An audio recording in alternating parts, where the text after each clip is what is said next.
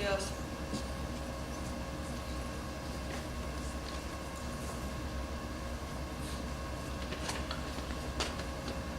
Na ir pabaigai gal išlikti čia kraštovaizdžio specialistai Japonijoje, iš kurių formuojasi ne vien kraštovaizdžio architektai, bet ir būna, kur sodų vieni pakrypsta į sodos priežiūrą, kiti tiesiog į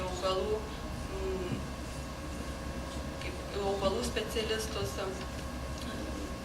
Toliau tai visa komanda kartu dirbanti beveik 16-17 valandų per parą būna ir šitaip.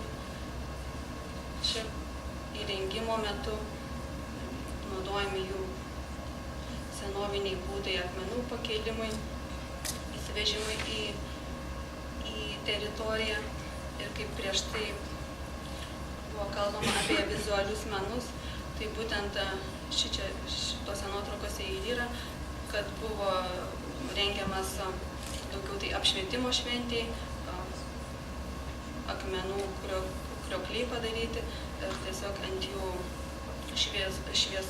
šviesos projekcijos. Tai nesu labai iškalbinga, tad kraštovaizdžio architektūra yra labai plati sfera ir labai įdomi. Ir man pačiai tai yra tie tikslai, kur link aš pati einu. Ir jeigu naujų studentų pasipildys gretos universitete, tai bus tik tai džiugu. Ačiū už dėmesį.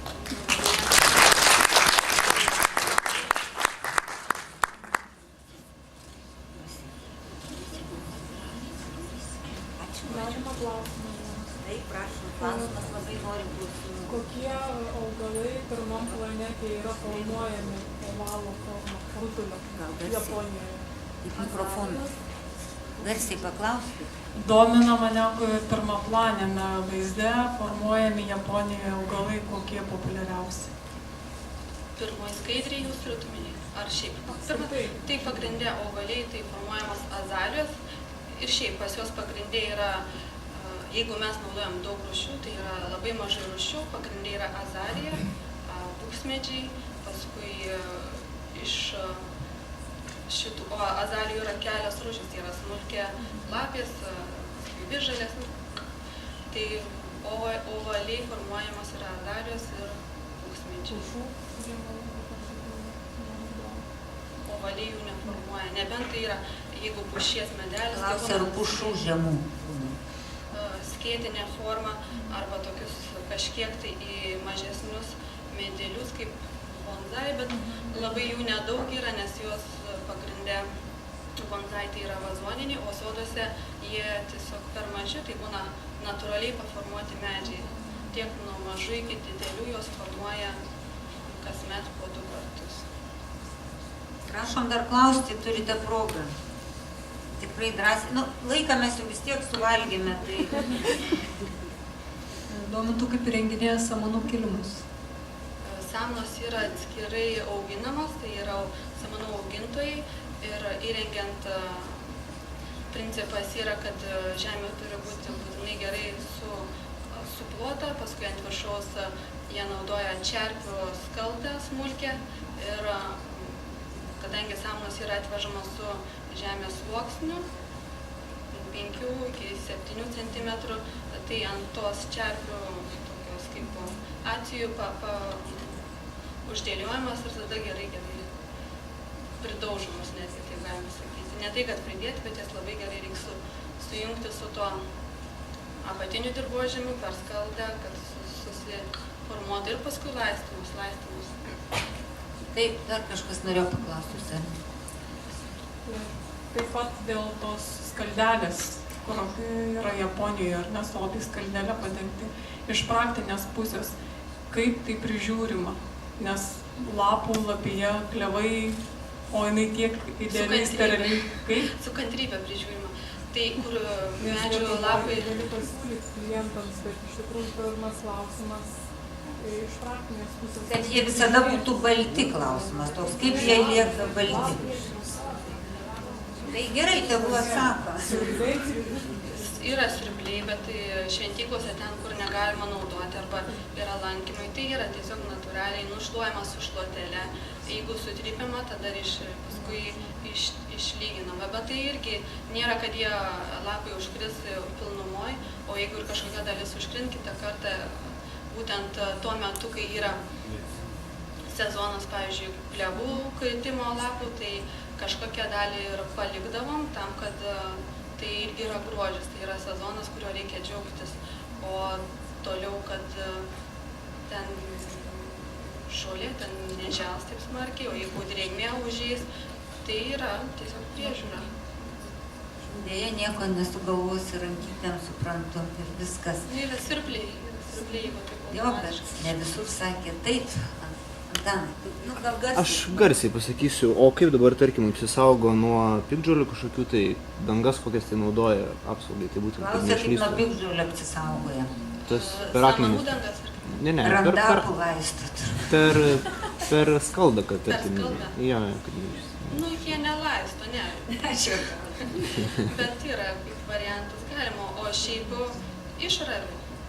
Ai, ravis su rankom. Yra tokių paprastų būdų, kaip ravėti, rankom nuvalyti kažką. Tai ir japonam tai matyt labai būdinga. Nu, mes šitai bijom, tai pasamdė. Jo, japonai taip ir į augalų formavimą jie žiūri kaip į labai paprastą ir natūralų procesą. Jeigu žmogus kerpasi ir augalą reikia kirpti, tai reikia prieiti prie to. Labai daug senų medžių, kuriuos išlaiko ir tokia didelė pagarba rodoma medžiams, jie būna paramstyti ir prieinant, sako, va čia 400 metų tam medžiui, netrodo neina patikėti, bet žievė jau yra taip visai išdžiuvusi, vidus išdžiuvęs tik žievė likusi ir jie paramsto, jie netgi ateina pasidžiaugti, kad jisai dar pražydo, nepuola taip drastiškai nupjauti. Jo, man tai šiaip įdomu, gal dar bus klausimų, įsiterpsiu tokio gal šiek tiek vis dėlto truputį kartais keistokai, atrodo kaip lietuvis nori įkurti japonišką sodą, neturėdamas japono mentaliteto. Tai bet čia dabar tas būdinga, visi pažiūri, kaip gražu, žinai, o kiek čia yra darbo ir kad čia reikia turėti tam tikras sanklodas smegenyse, tai vat šitas ilgiau persidirba. Tai čia toks įdomu, ko čia baigsis ta japoniškų sodų manija Lietuvoje, nes jie, kaip sako, apžels pajudos ir tada suars ir pasodins lygią pievą. Taip, kažkas dar norėjo... Aš dar norėjau, kaip užsakovai žiūri tai, kad reikalauja tiek priežiūros būtent japoniški sodai įrengti.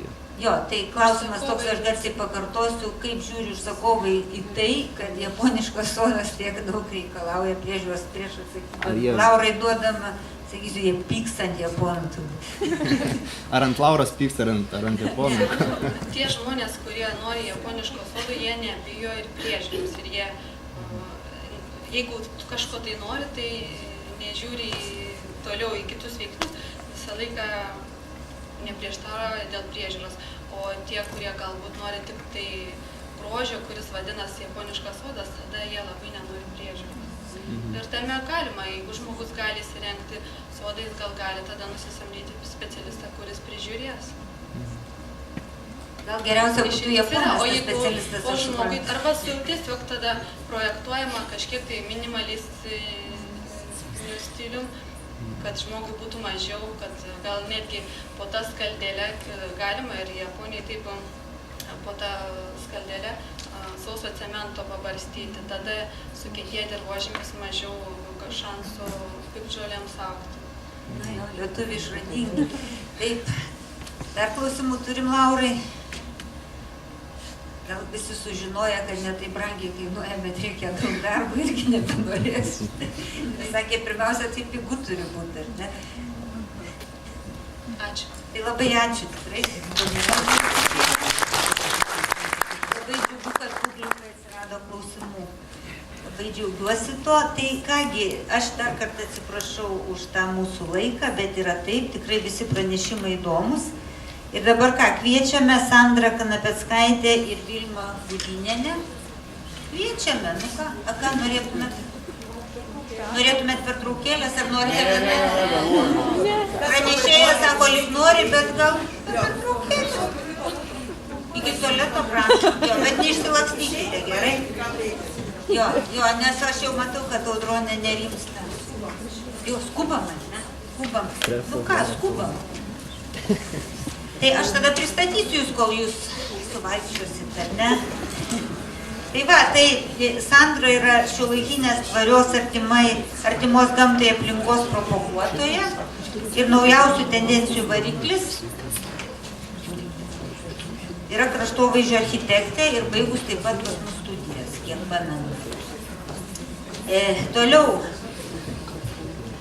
Taip, jinai baigus beje Vilniaus universitete biologijos bakalaurą ir po to architektūros, kraštovaizdžio architektūros magistrą Klaipėdos universitete. Darbai yra kraštovaizdžio projektavimas ir projektų vystymas įmonėje Prerijų sodai.